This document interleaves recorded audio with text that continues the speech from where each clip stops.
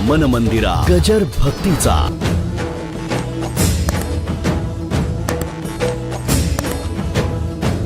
काय होतं, नवरा बायको होते आणि नवरा जरा खवीस होता. खवीस, खावा नाही खवीस.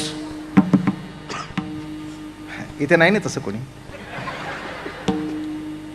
आले असेल तर जरा नीट बघा की गिरी जाऊन बोलल्या, जरा नीट बोलावं. जेवण झालं का? जेवण झालं का ग? जरा थोडासा आवाज मध्ये बरं केलाय. तिलाही बरं तुम्हाला बरं. कीर्तनाला तर आली नव्हतीस, मग काय पसरले होतेस का? हे काही बोलण्याची गरज आहे का काही? जेवण झालं का ग? एवढं विचारा की बरं. तिलाही बरं आणि तुम्हालाही बरं. उगीच तिला आल्याबरोबर कोणतरी रावणाच्या कुळातला आलाय असं वाटण्यापेक्षा अर्जुनाच्या संगतीतला कोणतरी आलाय असं वाटावं ना. माझं कीर्तन काही नाही कळलं तरी हरकत नाही. घरी जाऊन एकमेकाशी कसं बोलावं एवढं जरी कळलं तरी आमचं कीर्तन सांग झालं. शेवटी आमचं कीर्तन संसारिकाचं आहे, बाकीचं काय. एक सांगतो, देवा वाचून कोणाचंच नडलं नाही, कारण तो कधी सोडून गेला नाही. पण ही वृत्ती पालटणं हाच परमार्थ आहे. ही वृत्तीत पालट होणं महत्वाचं आहे. बाकी कुठे देव गेलाय सोडून तुम्हाला? आता तुम्हाला कळत नाही हा भाग निराळा बरं का. कळण्याकरता आणि वृत्तीत पालट होणं हाच. म्हणून चिंती नारायण. पुढे जाऊ. सर्वभोगी नारायण खरंच सर्वभोगी हा कृष्ण परमात्मा आहे ना. अहो काय तुम्हाला सांगू याची कथा. हे सगळंच म्हणजे आपल्या डोक्यावरून जातं.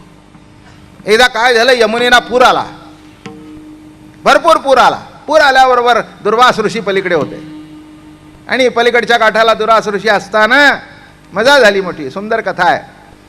आणि यांना जायचं होतं पलीकडच्या तीराला, राधेला बिजेला. सगळ्या गवळणी निघाल्या. खूप पाणी आलं. सध्या जसं आलंय तिकडे खूप पाणी. बर, नावाडी सुद्धा तयार होईना. एवढा मोठा पूर आला, कोण नाव घालतो, कोण जातो? झाल्याबरोबर मग कृष्णाकडे आले. मोठा नावाडी, जगातला मोठा नावाडी, त्याच्याकडे आले. म्हणले, कृष्ण कन्हैया आम्हाला पलीकडच्या तीराला जायचंय, कसं काय जावं? ते म्हणले, त्यात काय, जाऊन त्या यमुने माईला सांगा 16,108 भोगून कृष्ण परमात्मा जर ब्रह्मचारी असेल तर यमुने माय वाट दे.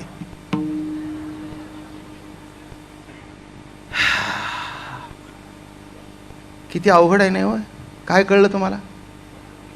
16,108 भोगून कृष्ण जर ब्रह्मचारी असेल तर यमुने माय वाढ दे. यांना काही ते खरं वाटलं नाही. तरी म्हणले, आता काय आपल्याला काय करायचं, मंत्र आहे ना. पुष्कळशा लोकांना मंत्राचा अर्थ कळतच नव्हता, त्यातला हा मंत्र. झालं, यमुनेच्या शेजारी गेले, तिथे हात जोडले. म्हणले, यमुने माय कृष्णाकडून आलोय, त्याने तुला निरोप दिलाय 16,108 भोगून ब्रह्मचारी. अहो ती बाई झाली की अशी फटकन वाट करून दिली. लिहिणारे असं लिहितात, जसं पूर्वीच्या काळी बायका असं इथे हात लावला की असं भांग पडायचा. आता इकडून इकडे इथपर्यंत सरकले, आता कुठपर्यंत भांग. बरं झालं तुमचं तुम्हीच हसताय. विठ्ठला विठ्ठला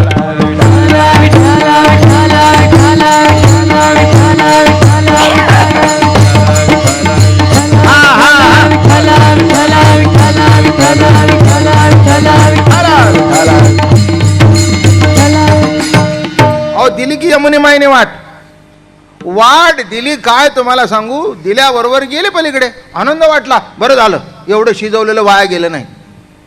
पुरणपोळी काय, अमकं काय, तमकं काय, असं पंचपक्वान्नाचं ताट केलेलं. आणि गेल्यावर का दुर्वासाला भरपूर जेवायला घातलं. प्रसन्न झाले दुर्वास महाराज, खुश झाले, आनंद वाटला त्यांना. आणि मग निघायची वेळ झाली. निघायची वेळ झाल्यानंतर म्हणले, महाराज आम्हाला पलीकडे जायचंय. आता दुर्वास हुशारच ना, साधं गणित आहे ना, नाही का. ते म्हणले, नाही नाही ते बरोबर आहे, तुम्हाला पलीकडे जायचं. आलात कशा? नाही म्हणजे भाड्याचं वाहन आणलं होतं आणि एवढ्या लांब यायचं तर तुम्हाला कळायला पाहिजे की रिटर्न पाहिजे ना, काय यायचं आणि पुन्हा सोडून जायचं असं काय. ते म्हणले दादा असं घडलं. एक सांगू का, हे दुर्वास ऋषी होते. अलीकडच्या तीराला कृष्ण आहे पण इकडे आले नाहीत, पलीकडेच राहिले म्हणून दूरवास. याच्यातली खोज लक्षात घ्या. कारण त्यांना काय वाटत होतं, मी ब्रह्माचा नाही, मीच ब्रह्म. पुष्कळाला सांगितलंय, मी जीव ही वृत्ती जशी बाधक आहे तसं मी ब्रह्म हे सुद्धा बाधकच आहे. हे लक्षात ठेवा. म्हणून ब्रह्मामस्मी अभिमान शुद्ध ब्रह्म नव्हे जाण. तुका म्हणे अहम ब्रह्मन आड येवनी ती भ्रम. काय तुकोबाराची वाणी आहे. तुका म्हणे अहम ब्रह्म आड येवनी ती भ्रम. जिथपर्यंत अहम त्या ब्रह्माच्या मागे लागतोय तिथपर्यंत ते ब्रह्म सुद्धा भ्रमच आहे. म्हणून त्याच्यातून बाहेर पडणं महत्वाचं आहे. आणि म्हणून गोकुळामध्ये भ्रम नव्हता, तर ब्रह्माला हातपाय फुटले होते आणि त्या हातपाय फुटलेल्या ब्रह्माचं नाव श्रीकृष्ण होतं. हेच वैशिष्ट्य आहे, हेच विशेषत्व होतं. म्हणून आजिम्या ब्रह्म पाहिले हे म्हणत होते. आणि वारकऱ्यांनी सुद्धा जरूर म्हणावं, पंढरपूरला जाऊन बघावं म्हणावं, आजिम्या ब्रह्म पाहिले. अहो अभंगच आहेत. आत्मा सकळांचा श्रीहरी आणि तो हा उभा विटेवरी.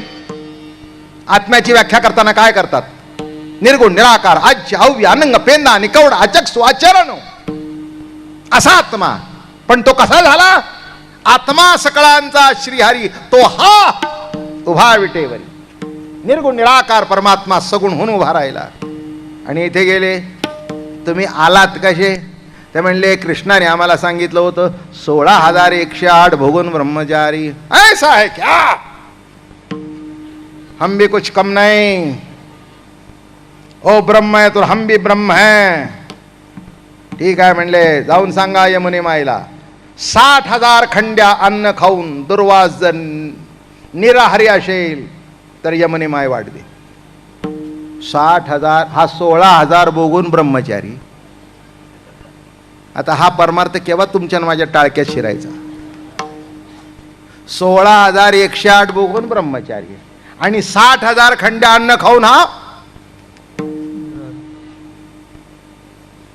त्या करून बघू लागले. काय करावं, जाऊ द्या म्हणले, काय करायचंय आपल्याला, पलीकडे गेल्याशी कारण. तिथे गेली नदीजवळ, हात जोडले आणि तिने वाट दिली. आणि मग एकदम राधेची ट्यूब पेटली. तिला वाटलं हाय बाबा खोटं बोलतोय. 16,108 आमच्याकडचे लग्न न होता सुद्धा,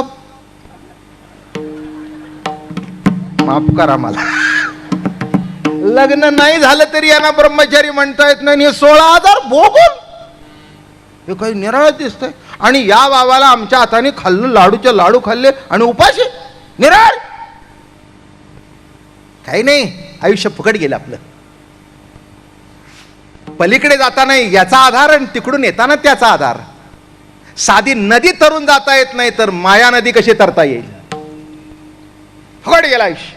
अशी तावात आली, अशी जोश मध्ये आली. देवाला ते आवडलंच नव्हतं. मी जवळ असताना आणखीन त्याच्याकडे कशाला गेल्या पुन्हा. काही जायचं होतं काय, गरज होती काय. अरे जो त्यांची वाट पाहत होता त्याला इकडे बसवला आणि पलीकडे गेल्या. आल्या बरोबर अशी पायावर मिठी मारली. म्हणले कृष्णा व्यर्थ गेलं आमचं आयुष्य. ते म्हणले काय झालं. अरे आम्हाला तर काही डोक्यात शिरत नाही. तुझं चरित्र तर त्या चरित्राचा भाग आम्ही आहोत. तेव्हा तू गप्पा आमच्याशी मारू नकोस. पण त्याच्याबद्दल एक ओवी सांगतो म्हणजे तुमच्या डोक्यातलं निघून जाईल. म्या गोपिकासी काम केला की त्यांचा निशेष काम हरिला. विचार न करत्या बोला कृष्ण व्यभिचारीला मूर्ख म्हणती. ब्रह्मचारी शब्दाचा अर्थ सगळ्यात मी नटलेलो आहे. एक सांगू का, परका असेल तिथे भोग आहे, परका असेल तिथे व्यभिचार आहे. सर्व जर मीच नटलेलो आहे तर व्यभिचार तरी कुठे आणि भोग तरी कुठे. माझं म्हणणं कळलं का? हा, सर्व तोच नटलेला होता. हे चष्म्याचं बॉक्स आहे, माझं मी जाताना घेऊन गेलो. काही चोरलं? पण तुम्ही जर घेऊन गेला, अर्थात मी चोरलं म्हणणार नाही, प्रसाद नेला म्हणेन. नाही, काय करायचं काय? माझं म्हणणं कळलं? माझं मी नेलं तर चोरलं नाही, पण तुमचं नेलं तर. हा, तसं सर्व रूपाने जर कृष्ण नेटलेला आहे तर कुणी कुणाचा भोग घेतला? भोग भोगिता हो सरले समस्त. लक्षात ठेवा. मग कृष्ण म्हणाले, राधे एवढे रागू नकोस माझ्यावर. तू माझ्यासारखी ताकद आणि दुर्वासासारखी ताकद तुला देतो, पण ज्या दिवशी ती रिद्धी सिद्धी तुला मी देईन त्या दिवशी मी अंतरेन. अगं राधे, काय सांगतेस? नदी दुभंगण्याची ताकद तुझ्यात एवढी ताकद आहे भक्तामध्ये की निर्गुण निराकार परमात्मा जो अद्वैतात होता तो द्वैतात आणला, त्याला दुभंगण्याची ताकद तुझ्यात आहे. नदीची कथा काय सांगतेस? सांग, तुझं श्रेष्ठत्व तुला कळलं नाही की भक्ती सुखा लागी. ओवी सांगतो की भक्ती सुखा लागी आपण पेची दोही भागी, वाटून यांगी सेवकांगे. एरा नाम मी ठेवी मग भदती ओज बरवी. एकाला मी एक होतो तो दोन झालो. कशा करता? भक्ती प्रेमाचा आनंद लुटण्याकरता. अगं राधे, देवाला द्वैतात आणण्याची ताकद तुझ्यात आहे. ह्या नदीची काय कथा सांग, चाल देतो तुला. आता सांग, मी पाहिजे का तो मंत्र पाहिजे? राधा म्हणाली, ते मंत्र नको, पण तू पाहिजेस. पुढचं कळलं का? मातेची खांदी बाळनेणे शिण. काय एवढा कृष्ण परमात्मा मिळाल्यानंतर कसला शीण? अन्न एक सांगतो, हे बघा, अन्न घेऊ नको. एक अजून पुष्कळ सांग. काय कीर्तन म्हणजे काही छोटस कीर्तन आहे काय? मातीची खांदी बाळ नेणे शीण. जरा पुढे सरकू, नाही तर संपायचंच नाही ते पहिलं कडवं. तुम्हाला माहिती आहे, लहान लहान मुलं असतात, त्यांना तुम्ही खांद्यावर घेऊन जाता, प्रवासाला जाता, कीर्तनाला येता. आता पुष्कळशी लहान मुलं सुद्धा माझ्या कीर्तनाला येतात, पण आया येतानाच त्यांची ते बिस्किट डब्यात घालून आणतात. याची खायची वेळ 7 वाजता आणि या केलं तर काय करू? मातेची खांदी बाळ नेणे शिण. आणि एखादं गडबड करणारा असेल तर नॅपीस सुद्धा बरोबर आणते की नाही? आईच्या खांद्यावर जिथपर्यंत बाळ आहे तिथपर्यंत त्याला खाण्याचे, पिण्याचे, हागण्याचे, मुतण्याची चिंता नाही. मोठं झालं की गोष्ट निराळ, कारण ते आईला असंच करतं. म्हणून प्रत्येक बाईची एक इच्छा असते की नाही, मांडीवरचा खाली उतरूच नाही. मान्य, पण एक दिवस उतरल्याशिवाय राहणार नाही, तुमची उतरल्याशिवाय राहणार नाही. तेही उतरेल आणि तुमचीही उतरेल. मग तुम्ही म्हणाल, लहानपणी माझ्याशिवाय राहत नव्हता. रडा.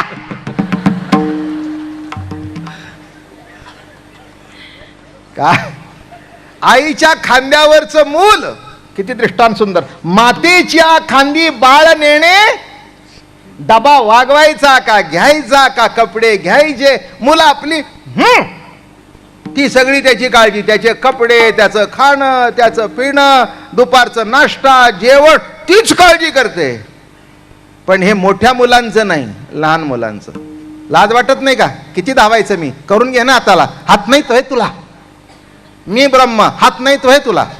मी ज्ञानी, हात नाही तोय तुला. मी विद्वान, हात नाही तोय तुला. देवा, मी तुझारी आहे. आम्हाला काय सुखाला येऊ नये या निश्चयाने चाला. बघा, मस्त राहाल जीवनामध्ये. असा अर्थ काढू नका की याच्या जीवनामध्ये दुःख येणार नाही. दुःख येईल, पण कंदील घेऊन पुढे तो उभा राहील. अंधार असेल नाही, असणारच. 12 तासाचा दिवस नसतो, 24 तासाचा असतो. आणि 24 तासाच्या जीवनामध्ये अंधार हा एक मस्त गोष्ट सांगतो. चला, मस्त म्हणजे एकदम मस्त. बस एवढीच गोष्ट सांगतो आणि कीर्तन आटप. फार सुंदर. मला वाटतं मी ही कमीत कमी 15-20 वर्षात सांगितली नाही. पण काय असतं, ते आमची आईसाहेब बरोबर असतात. त्या केव्हा तरी ही गोष्ट तुम्ही फार दिवस सांगितली नाही, तेव्हा ते बरेच वेळा म्हणून. आणि काय असतं ते तिथे म्हणतात, पण इथे काही सांगत नाहीत मला सांगा म्हणून. इथे त्या जरी अर्धांग असलं तरी पूर्ण अंगाने सांगावं लागतं. पूर्ण अंग जो परमात्मा आहे, आता त्याने आठवून दिलं मला. सांग इथे मस्त गोष्ट आहे. एक मिलिटरी ऑफिसर होता आणि दोघंही प्रवासाला निघाले होते. ही गोष्ट आठवत चला, म्हणजे काही काळजी करायचं कारण नाही. प्रवासाला निघाले होते दोघं जण आणि बोटीवर रिटायर झाला होता आणि निघाला होता. चला जाऊन जरा सहल करू वगैरे निघाले होते. कॅबिन होती त्याला स्पेशल, मोठा ऑफिसर होता. आणि झोपला. झोपल्यावर वादळ झालं. वादळ झालं, बोट हलू लागली, इकडे तिकडे इकडे तिकडे. ही आपली जाते, आओ आओ आओ उठा.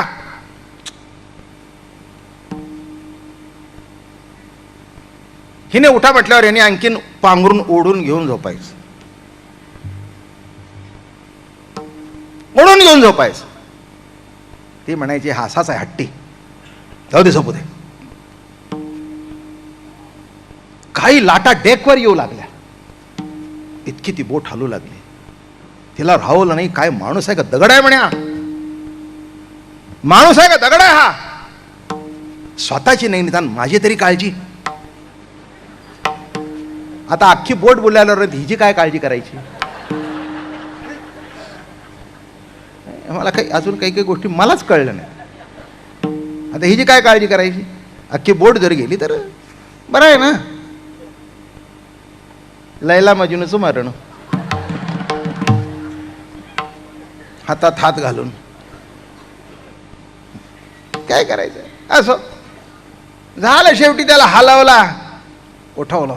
असा चिडला तुम्हाला सांगू. आता मिलिटरीतलाच माणूस तो, 6-6.5 फूट उंच.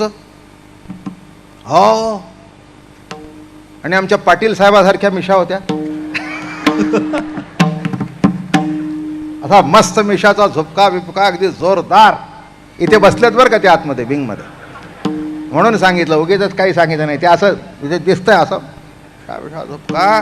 आता 6-6.5 फूट. काय गेलं पाहिजे माहिती आहे का तुम्हाला. काय अशी तलवार काढली आणि त्या बाईच्या डोक्यावर ठेवली. अशी ठेवली. सांग काय वाटतं तुला आता या क्षणाला, काय वाटतं सांग. थरथर कापू लागली. त्याच्याकडे बघितलं, डोळ्यात डोळे घातले, म्हणाली आयुष्यभर तू मला सांभाळलंस, साध्या गोष्टीहून तू मला मारणार नाहीस ही माझी खात्री आहे. तलवार डोक्यावर ठेवून सुद्धा तुला हेच वाटतंय. हो म्हणे. आता पुढचं सांगतो. अनेक लढायातून ज्यांनी मला वाचवलं, गोळी माझ्या खांद्याला चटून गेली पण हृदयात गेली नाही. ज्यांनी मला मागे वाचवलं तो आत्ता वाचवेल, आणि नसल वाचवायचं ते इथेच आयुष्य संपलं असं समजेल. ज्यांनी एवढ्या लढायातून वाचवलं, किती गोळ्या गेल्या, हजारो गोळ्या अंगावरून गेल्या, पण मला लागली नाही. सांग, माझी खात्री आहे आता सुद्धा वाचवेल. असं म्हटलं आणि तो रग घेऊन झोपला. तासाभरात वादळ संपलं आणि नाव किनाऱ्याला लागली. 8 दिवस झाले कार्यक्रम सुरू होऊन. 23 तारखेपर्यंत रोज कार्यक्रम असतील.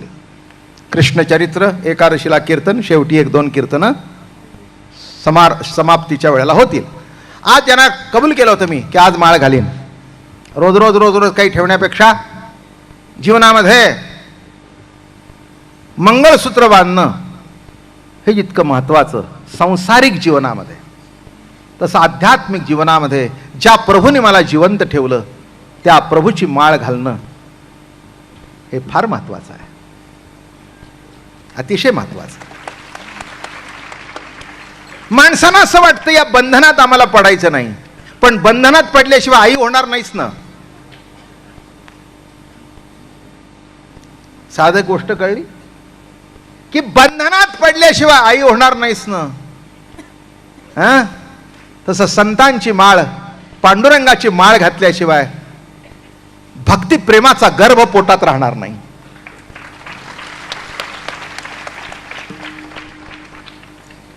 सामान्य रती निराळा आणि हा आत्मरती आहे, हा कानातून घडतो. तो रती घडल्यानंतर पोटामध्ये भक्ती प्रेमाचं बाळ वाढू लागतं आणि त्याला खेळवण्यामध्ये जो आनंद आहे तो आनंद जगात दुसरा कशातही नाही. त्याच्याकरता माळ आहे. पण एक आहे, लग्न झाल्यानंतर बाई जसे नवऱ्याच्या घरची जी परंपरा आहे ती पाळते, तसं वारकऱ्याची जी परंपरा आहे, ज्ञानोबा तुकोबाची जी परंपरा आहे, त्या परंपरेला अनुसरून वागावं लागतं. म्हणून सकाळी उठल्यानंतर माळेचा नेम सांगतो थोडक्यात, विशेष काही जास्ती वाढवत नाही, माहितीच आहे तुम्हाला तरी पण सांगतो. सकाळी उठल्यावर मनामध्ये पांडुरंगाची मूर्ती आणावी, रुक्मिणी मातेची आणावी. निवृत्तीनाथ, ज्ञानेश्वर महाराज, नाथ, नामदेव महाराज, तुकाराम महाराज ही आपली संत मंडळी आहेत. त्यांना प्रेमाने मनामध्ये मानस पूजा करावी, पंचामृताने स्नान घालावं, गंध बुक्का, सुंदर कपडे, हार सुंदर घालावी, आरती करावी, नैवेद्य दाखवून त्यांचा प्रसाद घ्यावा आणि एकच म्हणावं, मोठी प्रार्थना, महाराज आम्हाला काही कळत नाही, आमचा सांभाळ करा. मला बाकीची प्रार्थना ती तुम्ही बघून घ्या, मला काही कळत नाही, माझा हीच आम्हाला महाराजांनी शिकवली. देवाला हात जोडावून म्हणावं, प्रभू पांडुरंगा, माऊली, ज्ञानोबा तुकोबा, आम्हाला काही कळत नाही, आमचा सांभाळ करा. ही फार मोठी प्रार्थना आहे. मग एक माळ जपावी. माणसांच्या काही काही गोष्टी लक्षात येत नाहीत, बरोबर आहे तुमचं लक्षात नाही येणं, पण एवढा मंत्र म्हणून घेतल्यानंतर पुन्हा माणसं मला विचारले येतात, आम्हाला माळ घातली पण मंत्र सांगितला नाही. कपाळ माझं. घरवर लेकुलेन माझा घो कोणी सांगा. तुकाराम महाराजांचा अभंग आहे, त्याच्याशिवाय बोलत नाही. महाराजांचा अभंग आहे, घरवर लेकुरे. आता एवढ्या वेळ सकाळ संध्याकाळ रोज म्हणून घेतोय मंत्र, आता कुणाचा सांगू. काय असतं माणसांना, साधं सोपं सांगितलं की ते लवकर पटत नाही. असं करा, मंत्र घ्यायचा ना, उद्या सकाळी 7 वाजता माझ्याकडे या, नारळ घेऊन या, हार घेऊन या, 1 किलो पेढे घेऊन या, 5 किलो बत्ताशे घेऊन या, असं सांगितलं. म्हणजे ही महाराजांनी यादी दिली आहे. कशाची यादी? नीट आयुष्य जगा म्हणजे शेवटची यादी नीट होईल. कशाची काय यादीन बिदीन अमकं करत बसला. हे आमचं आपलं सोपं आहे. आमच्याकडे दक्षिणा नाही, जे 10 देतात तुम्ही ते माळी आम्ही विकत आणतो आणि त्याच्यावर पुस्तक जातो. काही द्यायची गरज नाही, आम्ही देतोय ते घ्या आणि नीट वापरा म्हणजे झालं. काय त्याच्यात विशेष आहे?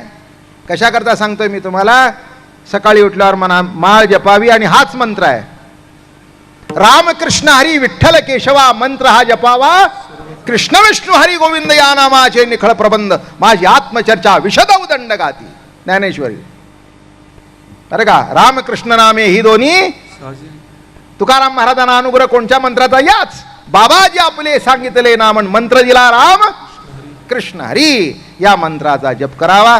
ज्ञानेश्वरीचं 1 पान नित्यनेमाने वाचावं, रोज हरिपाठ म्हणावा, वर्षातून पंढरीची वारी करावी, आळंदीची करावी आणि 26 डिसेंबर ते 1 जानेवारी दुधेवऱ्याला यावं. काय मी आता हळूहळू बोलीन त्याच्याबद्दल, बाकीचं काही बोलायचं नाही आहे. तुम्ही मी भेटलं पाहिजे, आपला संपर्क राहायला पाहिजे, हे अत्यंत महत्त्वाचं आहे. त्याच्याबद्दल हळूहळू मी बोलेन. आणि अशा 3 वेळेला तरी आपण किमान वर्षातून एकत्र येणं महत्त्वाचं आहे. प्रवचन ऐकायचंय ठीक आहे, मग काय पुढच्या वर्षी भेटायचं 25 तारखेला नाही. माळ त्याच्याकरता आहे की पुन्हा पुन्हा संपर्कात यावं. वारी त्याच्याकरता आहे की आपण सगळ्यांनी पांडुरंगाला भेटावं, आळंदीला जाऊन माऊलीचं दर्शन घ्यावं, देऊला जाऊन तुकोबारायचं दर्शन घ्यावं, एवढा करता आहे.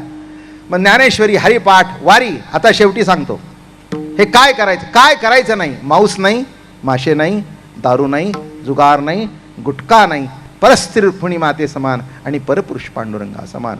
जय जय विठ्ठल, जय जय विठ्ठल.